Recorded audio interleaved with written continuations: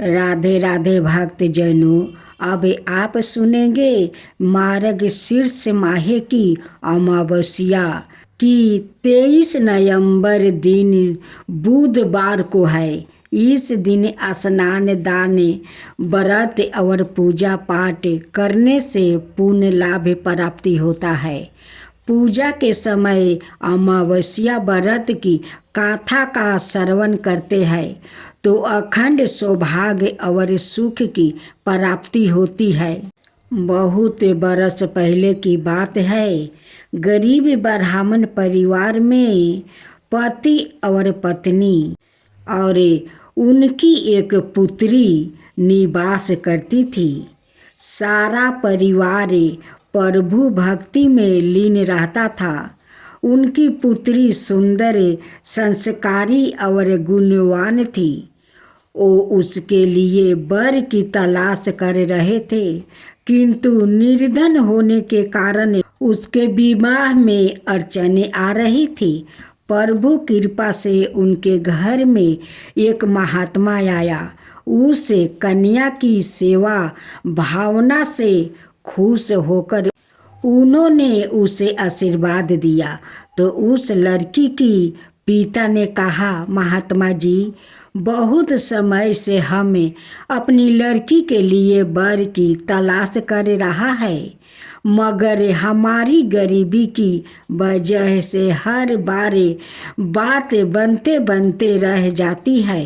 कृपया बताइए कब हमारी बेटी के हाथ पीले होंगे। तब महात्मा जी ने कहा, उस लड़की का हाथ देखा और बोले, इस लड़की के हाथ में तो विवाह की रेखा नहीं है। लड़की के पिता बोले, माफ करना महात्मा जी, मैं आपके कहने का समस्या नहीं समझ पाया। महात्मा जी ने कहा, इस लड़की के भाग्य में विवाह सुख नहीं है। महात्मा जी के मुख से ऐसे वचन सुनकर ब्राह्मण चंपित रोते रोते महात्मा जी के चरणों में गिर गया और उनसे इस समस्या का समाधान बताने के लिए विनती करने लगे। महात्मा जी ने उन्हें अपने चरणों से उठाया और बोले, पास के ही एक गांव में सोना नाम का धोबिन जाति की एक पतिव्रता महिला है। अपने पति, बेटे और बहू के साथ निवास करती है, जो कि एक महान पतिव्रता स्त्री है। यदि आपकी लड़की उसे अपनी सेवा से प्रसन्न कर लेती है तो आशीर्वाद स्वरूप उससे उसकी मांग का सिंदूर ले ले, तभी इस लड़की का विवाह संभव है। ऐसा करने से इसे अमोघ सुहाग भाग की प्राप्ति भी होगी। मगर याद रहे, वो पतिव्रता महिला कहीं आती जाती नहीं है। महात्मा जी ब्राह्मण चंपित के घर से विदा हो गया।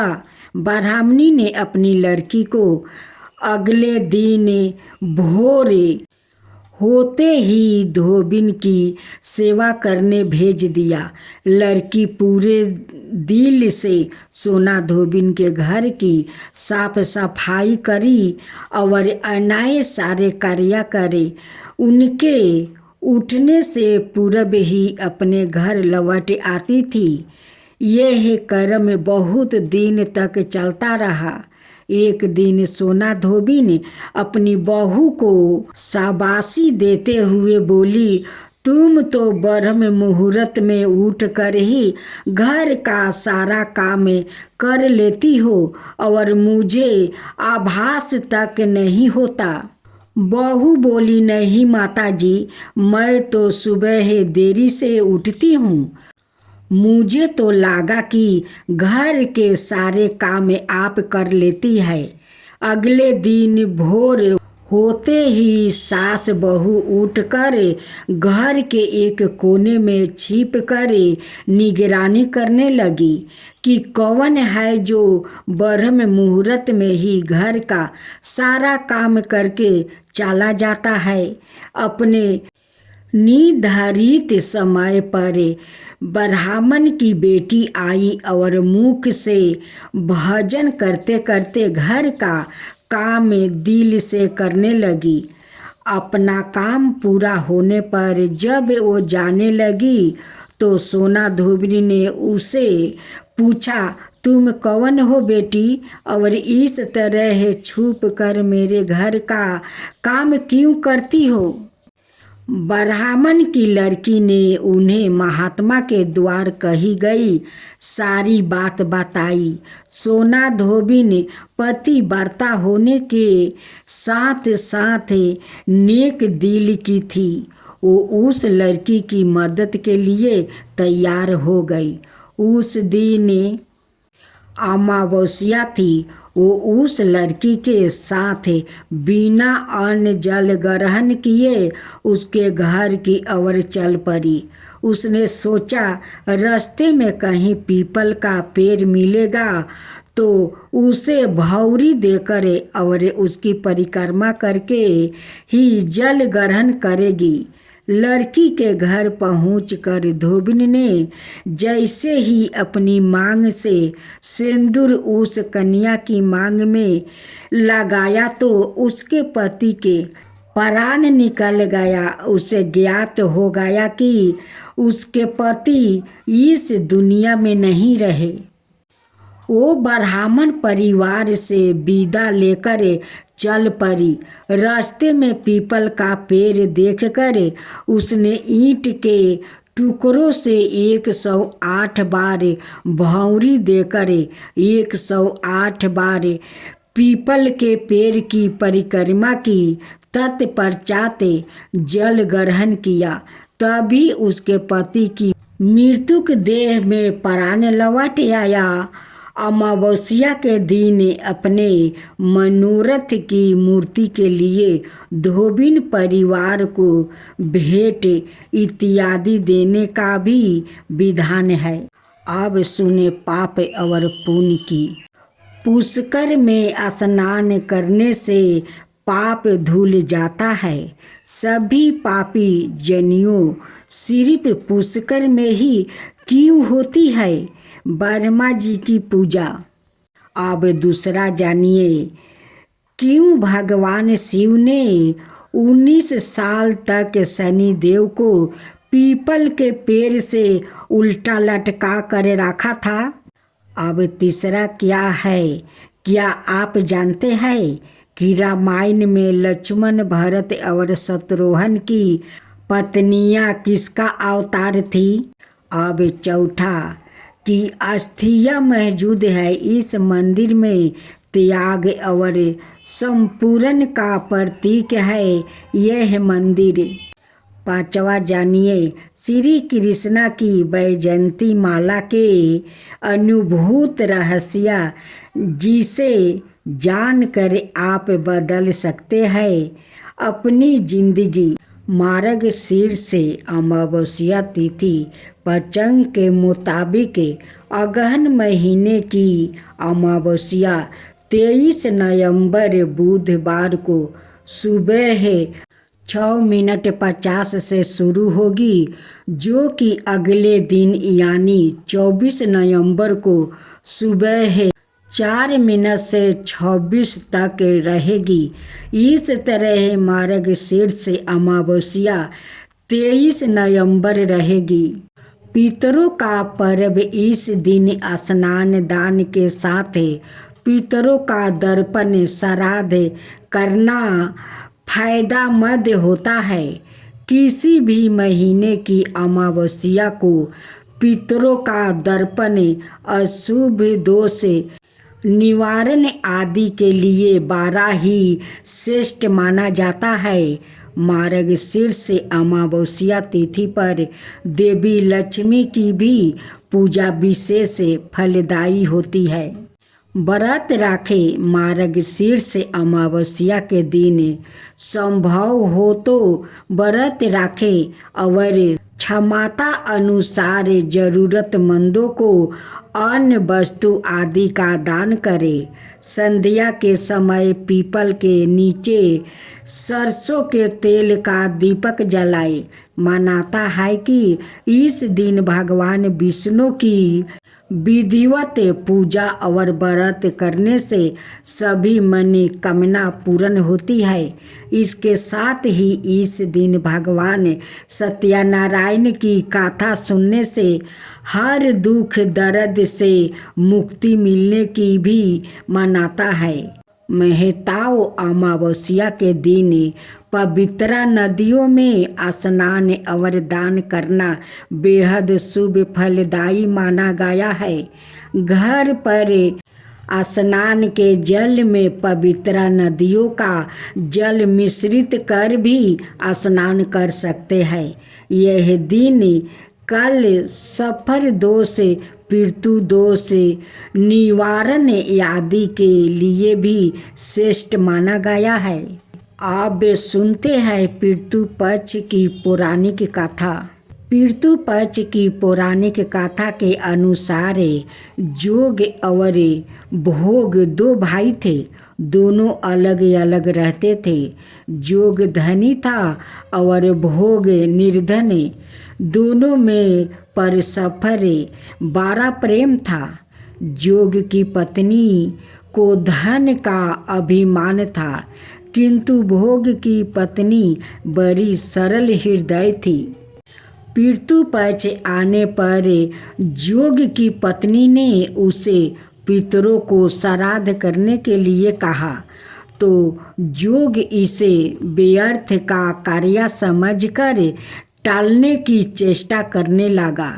किंतु उसकी पत्नी समझती थी कि यदि ऐसा नहीं करेंगे तो लोग बातें बनाएंगे, फिर उसे अपने महके वालों को दावत पर बुलाने और अपनी शान दिखाने का यह उचित अवसर लगा। अतः वो बोली, आप सादा मेरी परेशानी की वजह से ऐसा कह रहे हैं, किंतु इसमें मुझे कोई परेशानी नहीं होगी। मैं भोग की पत्नी को बुला लूँगी, दोनों मिलकर सारा काम कर लूँगी। फिर उसने जोग को अपने पीहर न्योता देने के लिए भेज दिया। दूसरे दिन उसके बुलाने पर भोग की पत्नी सुबह सवेरे आकर काम में जुट गई। उसने रसोई तैयार की, अनेक पकवान बनाया, फिर सभी काम लिपटा कर अपने घर आ गई। आखिर उसे भी तो पितरों का श्राद्ध दर्पण करना था। इस अवसर पर ना जोग की पत्नी ने उसे रोका और ना वो रुकी। शीघ्र ही दोपहर हो गई। पितरों भूमि पर उतरे। जोग भोग के पितरों पहले जोग के यहाँ गया तो क्या देखते हैं कि उसके ससुराल वाले वहाँ भोजन पर जुटे हुए हैं। निराश होकर वो भोग के यहाँ गया। वहाँ क्या था? मात्रा पितरों के नाम पर अगियारी दे दी गई थी। पितरों ने उसकी राख चाटी और भूखे ही नदी के तट पर जा पहुँचे। थोड़ी देर में सारे पितरों इकट्ठे हो गए और अपने अपने यहाँ के श्राद्धों की बधाई करने लगे। जोग भोग के पितरों ने भी अपनी आप बीती सुनाई। फिर वो सोचने लगे, अगर भोग समर्थ होता तो शायद उन्हें भूखा ना रहना पड़ता, मगर भोग के घर में तो 2 जून की रोटी भी खाने को नहीं थी। यही सब सोचकर उन्हें भोग पर दया आ गई। अचानक वो नाच नाच कर गाने लगे, भोग के घर धन हो जाए, भोग के घर धन हो जाए।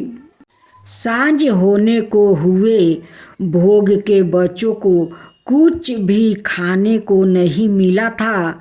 उन्होंने माँ से कहा, भूख लगी है। तब उन्हें टालने की बहाना से भोग की पत्नी ने कहा, जाओ, आंगन में हंदी औंधी रखी है, उसे जाकर खोल लो और जो कुछ मिले बांट कर खा लेना। बच्चे जब वहाँ पहुँचे तो क्या देखते हैं कि हांडी मोहरों से भरी पड़ी है। वो दौड़े दौड़े माँ के पास पहुँचा और उसे सारी बातें बताई। आंगन में आकर भोग की पत्नी ने यह सब कुछ देखा तो वो भी हैरान रह गई। इस प्रकार भोग भी धनी हो गया, मगर धन पाकर वो घमंडी नहीं हुआ।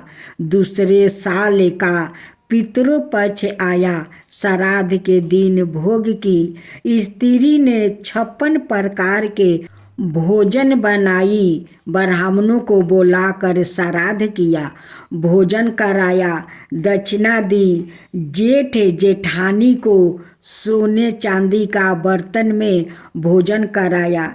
इससे पितरों बड़े प्रसन्न और तृप्त होकर फूलों को अपना परिवार पर वर्षा करने लगा। यही तो है पितरों को आशीर्वाद। अगर पूर्वजों खुश रहे तो परिवार भी खुश रहते हैं। मृत्यु पूर्वजों को ऐसे ही अगर भोजन मिले तो पूर्वजों अपना परिवार पर अपना आशीर्वाद बनाए रखते हैं। कभी उनकी घर में अन्न और धन को कमी नहीं होने देते हैं। इसलिए सभी परिवार को अपना मृत्यु पूर्वजों को श्राद्ध करना चाहिए। श्रद्धा भक्ति के साथ दान पुण्य करना चाहिए।